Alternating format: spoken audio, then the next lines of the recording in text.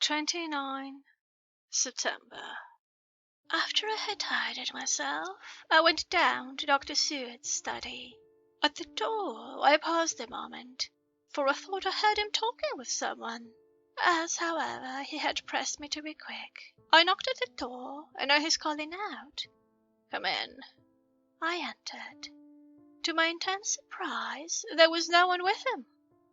He was quite alone, and at a table opposite him was what I knew at once from the description to be a phonograph. I had never seen one, and was much interested. "I hope I did not keep you waiting," I said, "but I stayed at the door as I heard you talking, and thought there was someone with you." "Oh," he replied with a smile, "I was only entering my diary." "Your diary?" I asked in surprise. "Yes," he answered. "I keep it in this." As he spoke, he laid his hand on the phonograph.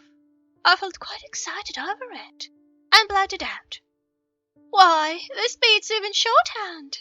May I hear it say something?"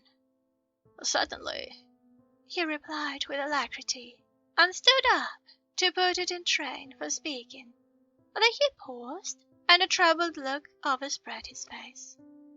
"The fact is," he began awkwardly, "I only keep my diary in it, and it is entirely, almost entirely, about my cases. It may be awkward. That is, I mean—" He stopped, and I tried to help him out of his embarrassment. "You helped to attend dear Lucy at the end. Let me hear how she died. For all that I can know of her, I shall be very grateful.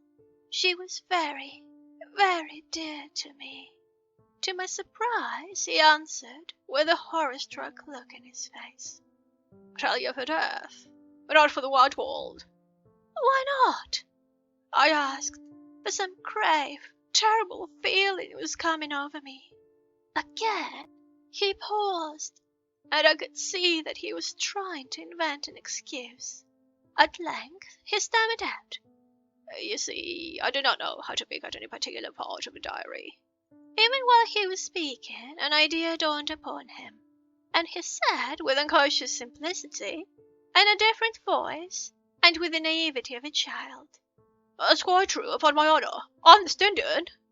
I could not but smile, at which he grimaced. "I gave myself away that time," he said.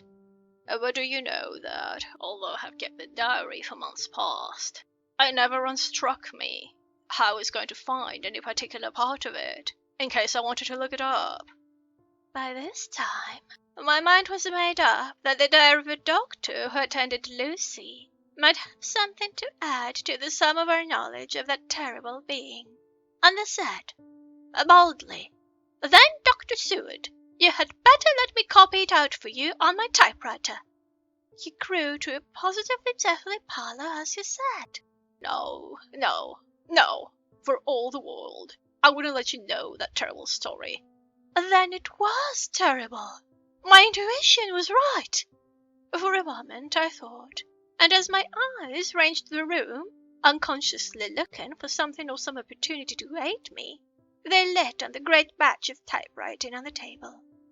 His eyes caught the look in mine, and without his thinking, followed their direction. As they saw the parcel, he realized my meaning. "You do not know me," I said. "When you have read those papers, my own diary and my husband's also, which I have typed, you will know me better. I have not faltered in giving every thought of my own heart in this cause. But, of course, you do not know me yet, and I must not expect you to trust me so far. He is certainly a man of noble nature. Poor dear Lucy was right about him." He stood up and opened a large drawer, in which were arranged in order a number of hollow cylinders of metal covered with dark wax, and said, "You're quite right. I did not trust you because I did not know you, but I know you now. And let me say that I should have known you long ago. I know that Lucy told you of me. She told me of you too. May I make the only atonement in my power? Take the cylinders and hear them. The first half dozen of them are personal to me, and they will not horrify you. Then you will know me better. A dinner will by then be ready. In the meantime, I shall read over some of these documents, and shall be better able to understand certain things." He carried the phonograph himself up to my sitting room and adjusted it for me. Now I shall learn something pleasant, I am sure, for it will tell me the other side of a true love episode, of which I know one side already.